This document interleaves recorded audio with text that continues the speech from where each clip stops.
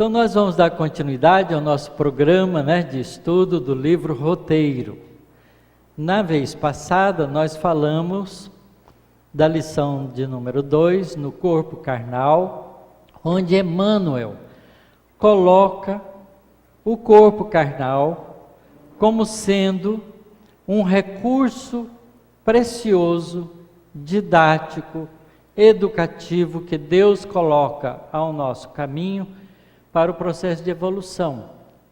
E mostra como o corpo humano, como um redutor, abafador, limitador das faculdades espirituais, permite o espírito encarnado focar a sua atenção num objetivo que é planejado no processo reencarnatório, como se fosse uma tese que a gente está resolvendo aqui. Então, a gente tem assistência espiritual de espíritos bondosos que nos secundam nesse processo de reencarnação, nos ajudam a fazer esse projeto, e a gente então mergulha no corpo, no processo da germinação e gestação, para poder desenvolver tarefas, corrigir rumos, enfrentar consequências de equívocos e aprender mais, certo? Agora, na terceira lição, ele vai falar sobre esse santuário sublime, que é o corpo físico, porque, como ele fala na primeira, que o corpo é um abafador, um limitador do espírito, ele parece, à primeira vista, para nós, como uma prisão. Não deixa de ser uma prisão temporária. Mas é preciso que a gente saiba que essa prisão temporária é um recurso de evolução mais rápida. E por isso ele é feito de uma maneira tão especial que nós ainda não aprendemos a conhecê-lo para respeitá-lo. Nós, em geral, não respeitamos o nosso corpo físico como uma máquina preciosa. Às vezes a gente respeita muito mais o carro que a gente compra do que o corpo físico que a gente recebeu de Deus. Então é preciso que a gente também conheça as maravilhas que é o corpo físico. Chama santuário sublime. Noutro tempo, as nações admiravam como maravilhas o Colosso de Rhodes, os jardins suspensos da Babilônia, o túmulo de Maussolo, e hoje não há quem fuja ao assombro diante das obras surpreendentes da engenharia moderna, quais sejam Catedral de Milão, a Torre Eiffel, ou os arranha-céus de Nova York, e agora difundido todo pelo mundo oriental também, que a gente encontra preciosidades de construção feita pela arquitetura humana. Raros estudiosos, no entanto, se recordam dos prodígios do corpo humano, realização paciente da sabedoria divina nos milênios, templo da alma em temporário aprendizado na terra.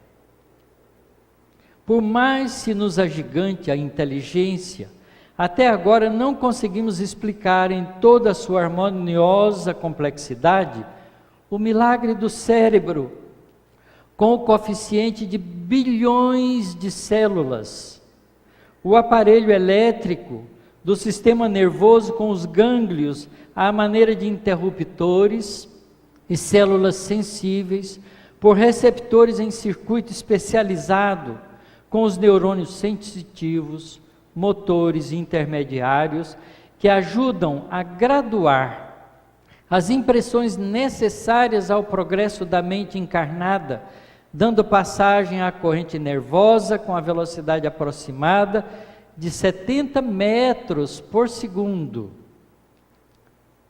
A câmara ocular, onde as imagens viajam da retina para os recônditos do cérebro, em cuja intimidade se incorporam as telas da memória, como patrimônio inalienável do espírito. o parque da audição, com os seus complicados recursos para o registro dos sons e para a fixação deles nos recessos da alma, que seleciona ruídos e palavras, definindo-os e catalogando-os na situação e no conceito que lhes são próprios. O centro da fala, a sede miraculosa do gosto, nas papilas da língua, com um potencial de corpúsculos gustativos que ultrapassa o número de 2.000, sentindo diferenças de sabores diversos. As admiráveis revelações do esqueleto ósseo, as fibras musculares, o aparelho digestivo, o tubo intestinal, o motor do coração, a fábrica de sucos do fígado, o vaso de fermentos do pâncreas, o caprichoso sistema sanguíneo, com seus milhões de vidas microscópicas e com as suas artérias vigorosas que suportam a pressão de várias atmosferas. O avançado laboratório dos pulmões, o precioso serviço de seleção dos rins, a epiderme, com seus segredos dificilmente abordáveis, os órgãos veneráveis da atividade genésica e os fulcros elétricos e magnéticos das glândulas do sistema endocrínico. No corpo humano, temos na Terra o mais sublime dos santuários e uma das super maravilhas da obra divina. Da cabeça aos pés, sentimos a glória do supremo idealizador que, pouco a pouco, no curso incessante dos milênios, organizou para o espírito em crescimento o domicílio de carne em que a alma se manifesta. Maravilhosa cidade estruturada, com vidas microscópicas, quase imensuráveis. Por meio dela, a mente se desenvolve e purifica, ensaiando-se nas lutas naturais e nos serviços regulares do mundo, para altos encargos nos círculos superiores. A bênção de um corpo, ainda que mutilado ou disforme na terra, é como preciosa oportunidade de aperfeiçoamento espiritual, o maior de todos os dons que o nosso planeta pode oferecer.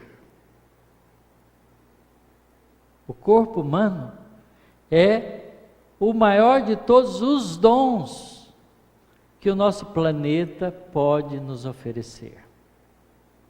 Fantástico isso. Até agora, de modo geral, o homem não tem sabido colaborar na preservação e na sublimação do castelo físico. Enquanto o jovem, estraga-lhe as possibilidades de fora para dentro, com os excessos, desperdiçando-as impensadamente, e tão logo se vê prejudicado por si mesmo ou prematuramente envelhecido, confia-se à rebelião, destruindo-o de dentro para fora, com os sentimentos de revolta. Há golpes mentais de revolta injustificável e desespero inútil. Imaginem uma pessoa com 17, 18, 20 anos, descobre uma doença degenerativa. Até então, sem nenhum desses problemas, era um gozador da vida, porque é isso que a gente faz. Incentivado muitas vezes pelos próprios pais. E aí começa um grave problema. Com 20, 30 anos, para de andar. Com 40 anos está com todos os movimentos dificultados e geralmente morre por aí. E a gente não sabe o significado disso. Dia surge, porém, no qual o homem reconhece a grandeza do templo vivo em que se demora no mundo e suplica o retorno a ele. como trabalhador faminto de renovação, que necessita de adequado instrumento à conquista do abençoado salário do progresso moral para a suspirada ascensão às esferas divinas. É só isso a lição, mas é isso tudo.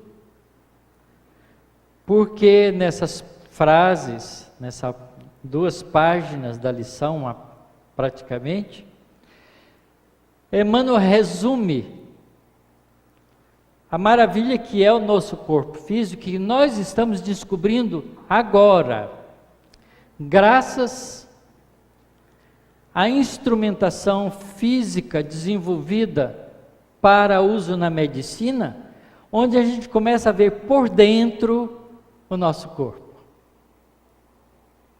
com os recursos das tomografias de diferentes técnicas, raio-x ou ressonância nuclear, ou através das medidas e construções de imagem, através da ultrassonografia. Hoje nós podemos ver o desenvolvimento de um neném, de um embrião de uma criança em formação, com detalhes na estrutura tridimensional, não uma fotografia plana, vendo o rostinho do neném, ainda que não nasceu, e poder dizer, parece com o pai, parece com a mãe.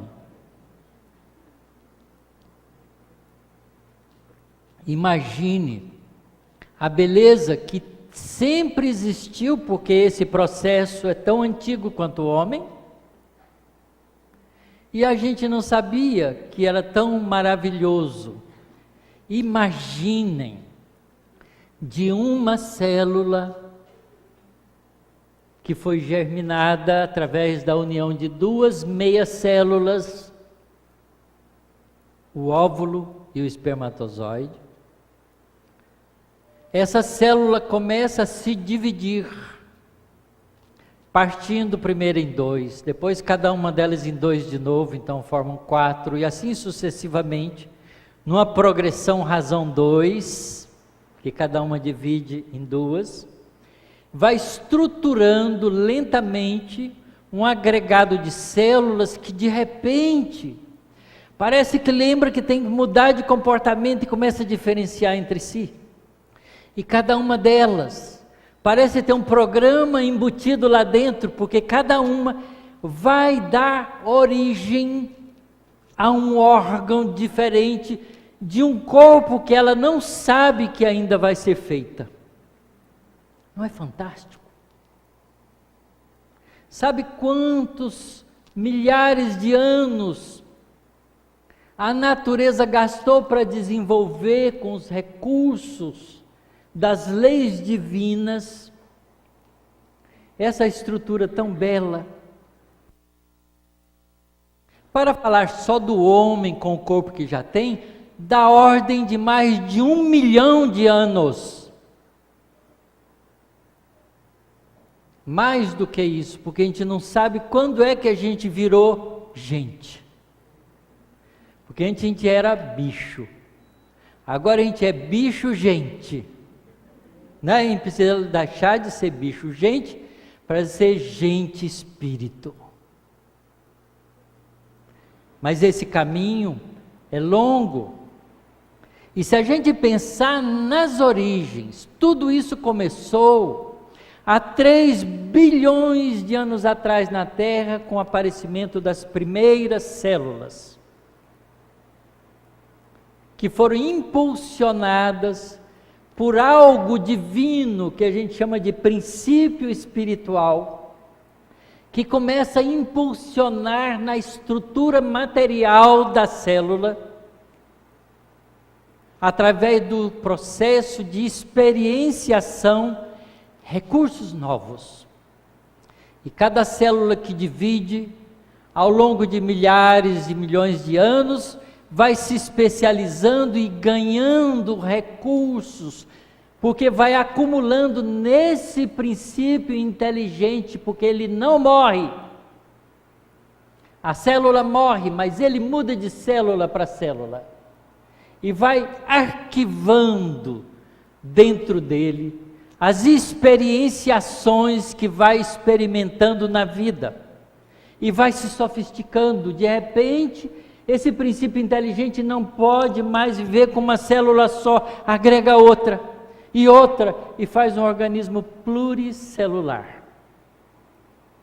E vai sofisticando, vai complexando, vai criando recursos, porque o princípio inteligente precisa de mais. A lei de evolução o impulsiona para frente, porque é lei divina. E ele vai ganhando recursos, vai sofisticando até chegar à sofisticação da fase mamífera. Mas para isso passou por todos os processos evolutivos, desde os grandes megassauros, como os dinossauros, até bichos aparentemente insignificantes, que a gente não dá valor, a gente pisa na formiguinha, mas aprendeu a viver em sociedade com ela, com a experienciação do princípio inteligente nos organismos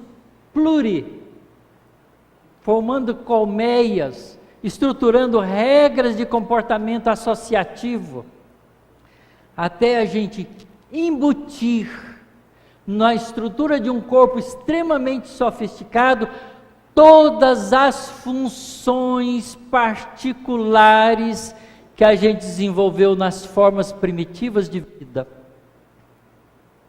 O nosso intestino é construído através de experiências de um sistema muito simples, chamado tubulária. É um bichinho que é um tubinho. A água entra para um lado e sai para o outro, mas ele é especializado em coletar os alimentos enquanto a água passa, para fazer o metabolismo daquele bicho vivo. Virou o nosso intestino. O nosso pulmão é a mesma coisa. Todos os órgãos que nós temos, nós encontramos bichos, animais, fabricando, vivendo, especializando na construção disso, para depois agregar tudo isso num organismo, que é o organismo do corpo humano. Cada coisa com a sua função. E essas células, no processo de germinação e desenvolvimento, de repente descobre, ou dá um estalinho, algo mágico que a gente não sabe explicar, mas que está no espírito. Começa a fazer a diferenciação celular. Em uma célula se multiplica para fazer o coração, outra célula se multiplica para fazer o rim, outra célula se multiplica para fazer o fígado, outra célula se multiplica para fazer o intestino, o esqueleto, a epiderme, que é um órgão fantástico. A nossa pele é um órgão do nosso corpo, o órgão que faz a limitação entre nós e o ambiente e permite que a gente se comunique com o ambiente através de trocas informativas importantíssimas, como a temperatura, o calor, o frio, a umidade, a secura. E a gente pensa, essa pele minha é uma chatice, eu tenho que ficar mexendo e passando isso e passando aquilo. Viva sem pele, se for possível. A gente vê os resultados das queimaduras. E a gente não sabe apreciar isso, porque a gente agride esses órgãos com os nossos excessos. Os nossos excessos alimentares, os nossos excessos de trabalho exaustivo, da falta de critério com o descanso, ou com a inércia e a preguiça que não exercita esses órgãos para que eles continuem funcionando normalmente. E assim vai, pelos excessos da alimentação que a gente sobrecarrega todos os recursos do nosso processo digestivo e hormonal. E a gente não se dá conta disso. O pâncreas é um órgão especial.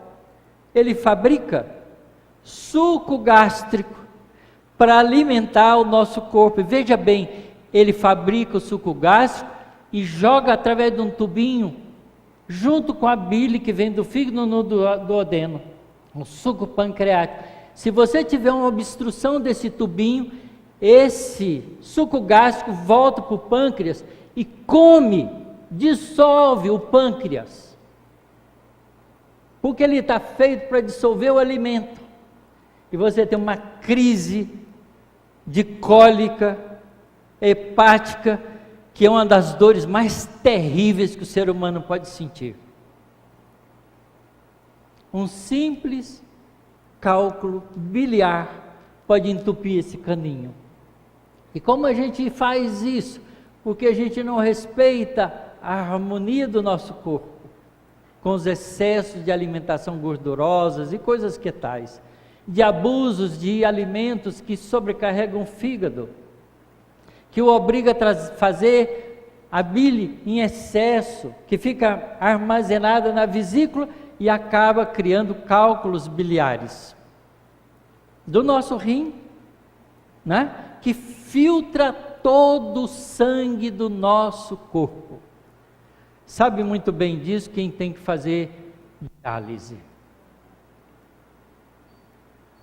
Vocês sabem quantos quilômetros de artérias e veias está constituído o nosso corpo? Soltem um número qualquer aí, chutem. Se alguém souber, fale. 96.500 quilômetros de artérias e veias estão distribuídas no nosso corpo. O sistema circulatório nosso é uma máquina maravilhosa, belíssima. Um sistema circulatório que envolve dois grupos de fluidos, o sangue e a linfa. Vou falar só do sangue, para vocês verem que maravilha que é. Ele está constituído de dois circuitos, um pequeno e um mais longo. O pequeno trabalha envolvendo o coração, veias e artérias e o pulmão. E o grande envolve o coração, artérias e veias, que distribui o sangue oxigenado para o corpo inteiro. E o coração, então, é uma máquina, uma bomba dupla, porque tem que bombear sangue que chega, que veio do corpo sem oxigênio, do lado direito, na ventrícula direita, porque o coração tem 4 partes, 2 ventrículas, 2 aurículas e 2 ventrículas. As aurículas são um pouco menores, as ventrículas são um pouco maior. E tem válvulas de transporte entre a metade e a outra metade. Então é uma bomba dupla. O sangue vem sem oxigênio, porque foi gasto oxigênio, e entra do lado direito, da aurícula direita. Quando o coração bate na sístole, empurra esse sangue para o ventrículo direito. Quando bate de baixo para cima, tum-tum, tum-tum, tum-tum. Empurra esse sangue para o pulmão. E ele vai lá no pulmão, passa por veias finíssimas. Existem veias, artérias tão finas, capilares, que passa uma hemácia de cada vez, tão fininha que é, tem o diâmetro de uma célula, tubo com diâmetro de uma célula, e é feito de uma única parede celular. Então ela é facilmente permeável, por isso o oxigênio pode atravessar essas paredes, entrar na hemácia, oxigenar a hemácia, as hemoglobinas, que são as proteínas da hemácia, que são especializadas em capturar a molécula de oxigênio, oxigena o sangue, vai para o outro lado do pulmão, na verdade os dois lados funcionam assim, e é empurrado para o sangue, para o coração, e entra pela aurícula esquerda no coração. Aí o coração, pum, empurra para a ventrícula esquerda. Tem uma válvula que não deixa voltar. A válvula só abre assim e fecha. Abre e fecha. Porque senão o sangue volta. É tudo engenheirescamente bem planejado. Você pode dizer que foi o acaso que disse isso, mas tem que dar inteligência para o acaso. Porque senão ele não consegue construir. Aí o acaso muda de nome e chama Deus, o Criador soberano do universo. Esse sangue então agora é empurrado através da aorta e é distribuído por todo o nosso corpo.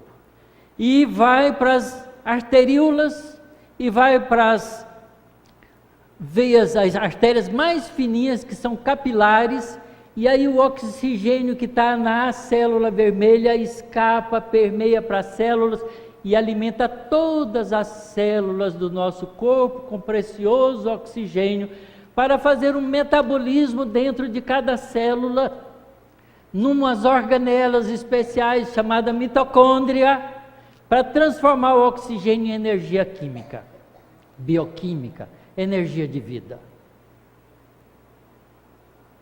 Vocês já ouviram falar nisso? Isso é a maravilha do corpo físico. E olha, trabalha com um circuito fechado e não precisa mais do que um estoque de material para isso. Cada um de nós tem, em média, 6 litros de sangue circulando no nosso corpo. E o nosso coração bate mais ou menos a 60, 70, 80 batidas por minuto. Faz a conta de quantas batidas ele dá na vida. É uma máquina fabulosa. Nenhuma máquina feita pela mão do homem dura tanto. Nenhuma. Porque você tem uma máquina dupla, o coração batendo, né, como uma bomba dupla, batendo 70, 60 vezes, 80 vezes por minuto, às vezes mais quando você corre, às vezes menos quando você descansa, porque ele é sabido, esse coração. Ele tem na entrada da aurícula direita um sensor de oxigênio. Se o sangue que está voltando ainda está parcialmente oxigenado, ele diz, não precisa oxigenar muito, então bate mais devagar e descansa. Sensor de oxigênio. Chama nódulo atrial. São células do coração, musculares, que se especializam para detectar nível de oxigênio no sangue. Não é fantástico isso? Façam a conta em casa. Peguem o número 60, para ficar menor, no nível menor. 60 por minuto. Conta quantos minutos tem uma vida de 60 anos. Que conta você tem que fazer? Transformar 60 anos em minutos. Então, 60 anos, você multiplica por 365 dias e 6 horas, né? 365,25, tá? Multiplica por 60. Pega agora, transforma em dias. Multiplica por 24, para transformar em horas. Multiplica por 60, para transformar em minutos. Essa é a conta que tem que fazer. E aí multiplica por 60, que é o número de batidas por minuto. Vocês vão ficar impressionados do enorme número que dá. E essa máquina funciona assim. Então, quando a gente reencarna, a gente ganha esse corpo como recurso para que o espírito, aproveitando dessa maravilha, possa desenvolver as suas faculdades espirituais permanentes. Ele é transitório o corpo, mas dá ao espírito recursos permanentes. E a gente não sabe disso, porque a gente vive e qualquer dorzinha de cabeça a gente reclama dele, reclama do corpo toda hora, como se ele fosse um empecilho. Ele não é um empecilho, ele é a nossa tábua de salvação. É o recurso sem o qual nós não teríamos progredido até aonde nós já estamos.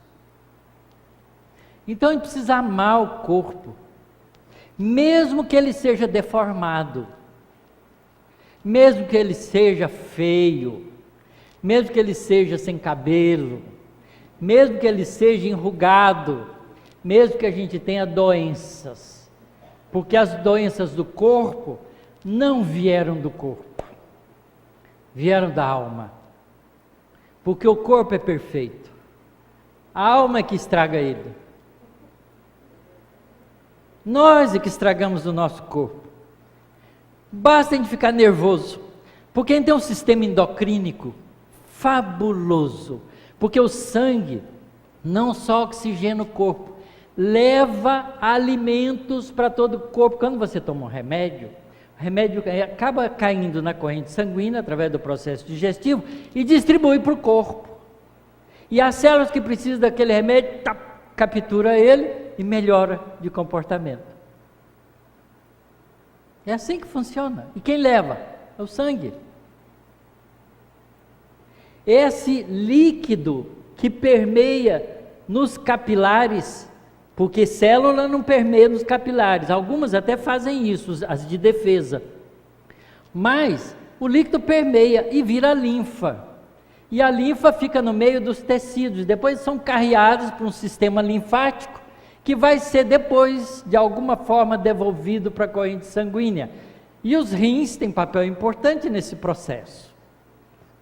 É uma máquina maravilhosa, tudo trabalhando em conjunto, para que o sujeito dê certo.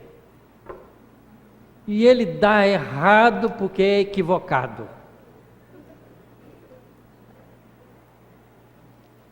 Porque entra no carro e sai cantando pneu. E mostrando que o carro dele é bacana e fazendo curva e assustando todo mundo. É assim que a gente faz com o nosso corpo. Pode ver uma pessoa que entra no carro e sai cantando pneu por aí, ele está cantando o corpo dele também. Está desgastando as energias necessárias para ele ter um tempo de vida que foi planejado antes do processo encarnatório, para poder executar tarefas de crescimento espiritual. E o sujeito destrói o corpo, volta antes como suicida. Porque destruiu o corpo antes da hora. E a gente não se dá conta disso. Então é uma lição preciosa de roteiro, porque nos obriga a parar para pensar, para meditar nos recursos que nós possuímos, nas possibilidades que Deus nos oferece.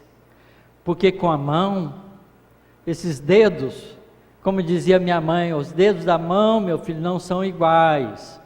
Para ela sempre dizia isso para dizer que os filhos eram diferentes. Imagina se a sua mão fosse constituída de 5 dedos polegar. Era um aleijão, não era uma mão. Tá certo? Então a mão está bem feita, porque cada dedo tem uma função especial. E a gente pode segurar uma criancinha que nasce, você põe uma madeirinha que cabe na mãozinha dela, ela agarra, você suspende o corpo dela, porque ela não solta.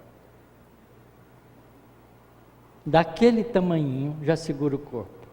Porque a mãozinha foi feita com os recursos necessários para que o homem a utilize para o bem. Mas se tua mão, o teu olho for motivo de escândalo, é melhor que nasça sem elas, do que nascer perfeito e cometer escândalos novamente.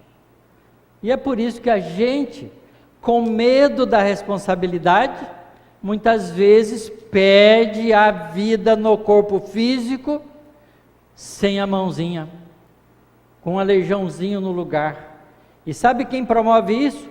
A mente do próprio espírito que está ali organizando a formação do corpo físico no processo reencarnatório. Ele interfere nos processos genéticos e cria a necessidade espiritual que ele precisa no corpo físico. Não é castigo de Deus, porque Deus nos dá o presente melhor que a gente podia imaginar, que é essa maravilha de corpo. Se a gente nasce com defeitos, são por causa dos nossos equívocos. E Jesus disse isso muito bem: é preferível nascer sem a mão ou sem o olho, do que nascer com eles e perder a vida. É preferível. Jesus não disse, tem que ser. Porque não tem que ser, depende da coragem do indivíduo que vai nascer. Se ele não tem coragem de enfrentar a tentação de usar a mão de novo para espancar e matar e destruir, é melhor nascer sem ela. Mas se ele tem coragem de enfrentar e usar a mão para construir casa, para varrer rua, para acarinhar pessoas, para fazer cirurgias, para pintar um quadro, para embelezar a vida, então é preferível, não, aí vale a pena nascer perfeito. Mas cadê a nossa coragem para isso? Então não é culpa da justiça divina a gente ter problemas no corpo físico, é inteiramente nosso, da nossa responsabilidade, da nossa capacidade de livre arbítrio, de escolher o que nós queremos, e ao uma vez escolhido o que nós queremos, temos, como consequência natural da lei de causa e efeito, de assumir a responsabilidade pelas consequências da nossa escolha. Então a gente não pode dizer quando está sofrendo, parece que Deus esqueceu de mim, porque isso é uma injustiça, uma ingratidão absoluta do indivíduo que fala isso, porque Deus nos dá o melhor. Deus nunca, jamais esquece de qualquer de seus filhos, porque Ele legislou com leis precisas e sábias para que tudo funcione em absoluta inteligência suprema. E a gente não se dá conta disso, porque mergulhados no corpo físico, a gente gosta de fantasiar a nossa vida. E a gente fantasia a vida mesmo. Fantasia casamento, fantasia filho, fantasia emprego. Na hora do vamos ver, não é nada da nossa fantasia, a gente fica aborrecido. E acha que a vida nem vale a pena. Muitos estragam o próprio corpo violentando-o, porque acha que não ter vida é melhor. E se arrebenta do lado do mundo espiritual, porque o suicídio é das piores ingratidões que a gente pode fazer com a bondade e o amor de Deus. E para cada suicídio que a gente comete, a gente gasta várias encarnações para recuperação. Várias.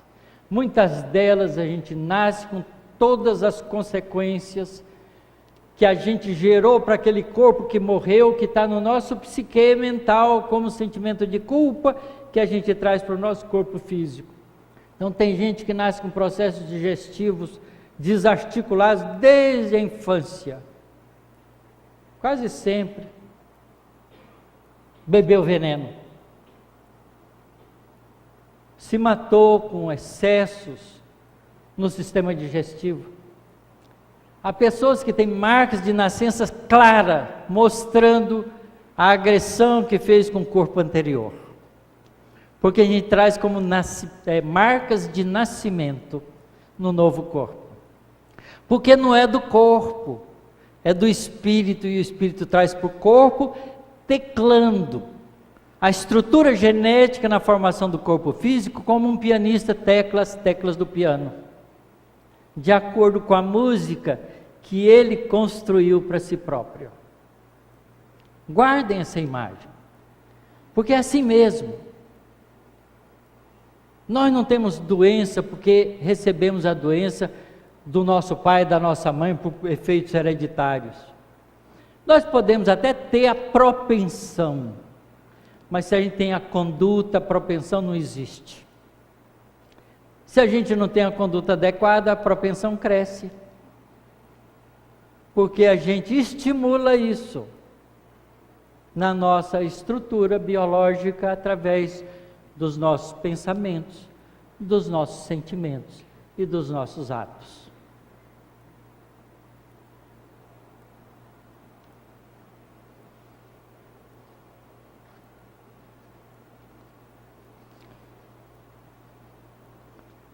Olha o título que Emmanuel escolheu para esse tema: o santuário sublime. Agradeçamos a Deus, cada um de nós, pelo santuário sublime que tem. Muita paz, muita alegria, muita luz para todos nós que precisamos disso. Muito obrigado pela paciência de vocês.